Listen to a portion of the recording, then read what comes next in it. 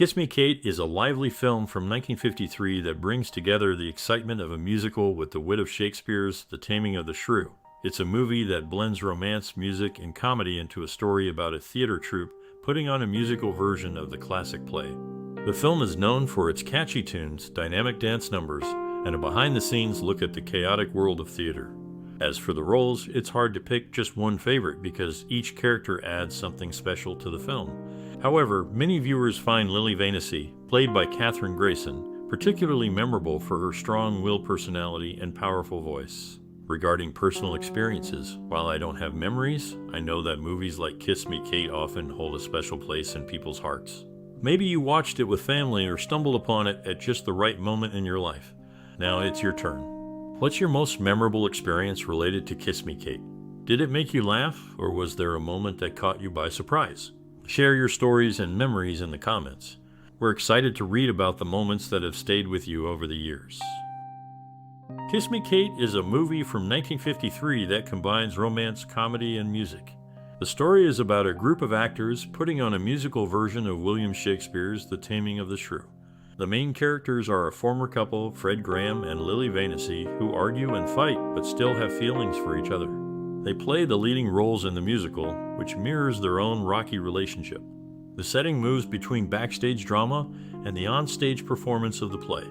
The movie is known for its lively dance numbers and songs like So in Love and Brush Up Your Shakespeare. It won several awards, including the Academy Award for Best Music. Kiss Me, Kate stands out for its clever mix of Shakespeare's story with a modern musical, showing the troubles and triumphs of life in the theater and the landscape of American theater, a production debut that would set a precedent for future musicals.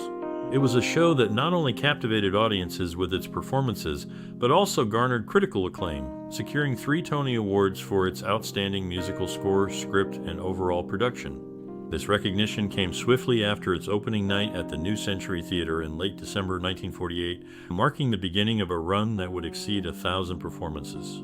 During this time, James Whitmore, an actor associated with the production, found love off stage with Nancy Mygatt, the press agent for the American Theater Wing, leading to their marriage.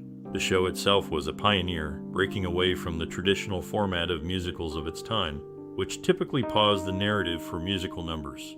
Instead, it embraced a more seamless storytelling approach, where songs naturally progressed the plot, a method that was solidified in the public's expectation following the success of another musical, Oklahoma, in 1955.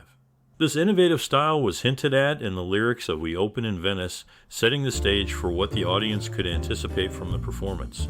The evolution of the musical format marked a significant shift in how stories were told on stage, influencing countless productions that followed.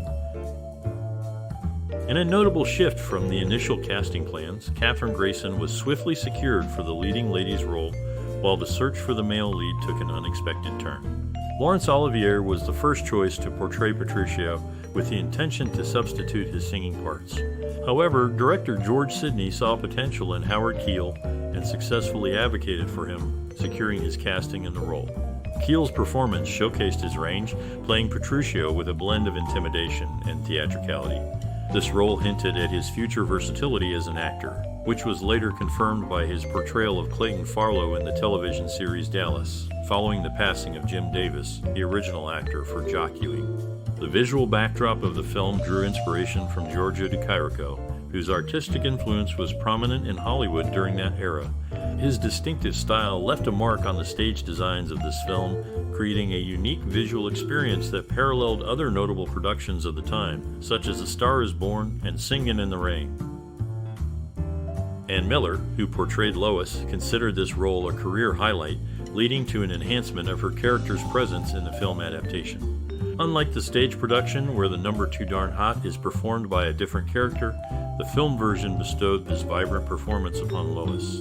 The film's release across various formats over the years has seen numerous aspect ratios, but only the remastered Laserdisc from 1997 accurately reflects the original widescreen presentation. The musical's Broadway run, starting in 1948, marked Cole Porter's most successful work, with over 1,000 performances.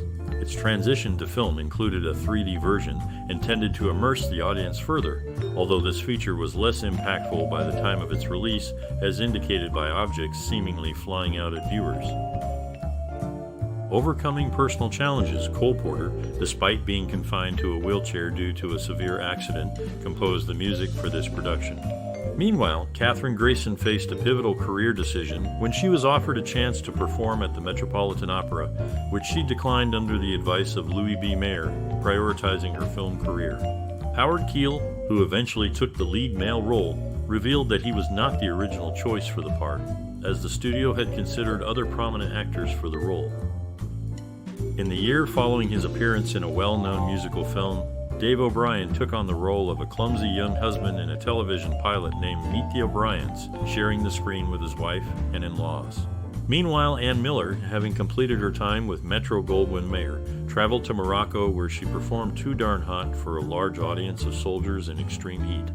In the same era, Walter Plunkett, a costume designer, utilized bold colors and striking patterns to showcase the capabilities of Technicolor in film. These individual achievements highlight the diverse talents and career paths of the artists involved in the entertainment industry during that period. In the era of Shakespeare, stages were graced solely by male actors, hence the all-male roving players in period attire. Ann Miller, adjusting her age for Hollywood, honed her tap dancing to a professional level inspired by the stars of yesteryear. The film added a spectacular dance number from this moment on, not present in the original stage production, to showcase the exceptional talents of Tommy Rall, Ann Miller, and their peers, creating a memorable MGM dance sequence. In the landscape of classic cinema, the influence of choreographers extends beyond their immediate projects. Bob Fosse, a pivotal figure in dance, shared his expertise with Melanie Griffith, shaping her acting skills.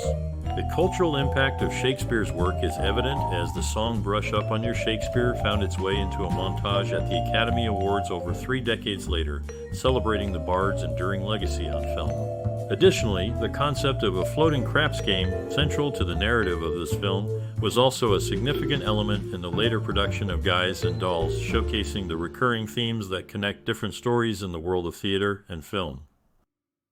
In the same year as the release of a well-known musical film, actors Keenan Wynn, James Whitmore, and Kurt Kasznar shared the screen in the adventure movie All the Brothers Were Valiant. Interestingly, the soundtrack album for the musical film presents a twist. What is labeled as the overture is, in fact, the entr'acte from the second act. The true overture was sourced from a different album and is featured as the 19th track on the CD version. Howard Keel, one of the stars, was cremated after his passing, and his ashes were distributed across several locations that held special meaning to him, including a golf club in Mir, an airport in Liverpool, and the scenic region of Tuscany in Italy.